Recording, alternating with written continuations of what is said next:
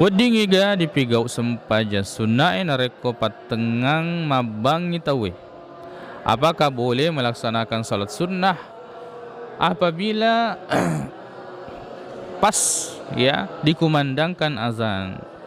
Jadi biasa tuh kota maka di masjid itu sedang dikumandangkan azan, kita akan melihat orang berdiri dengan pigau sempaja sunnah. Nah, apakah kita boleh melakukan salat sunnah sedangkan sedang dikumandangkan azan? Boleh.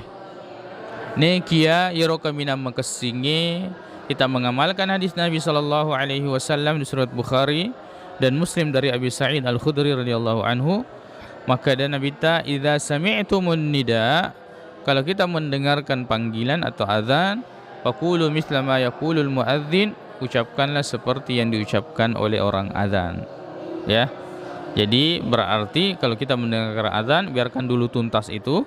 Nanti selesai itu baru kita melaksanakan salat sunnah.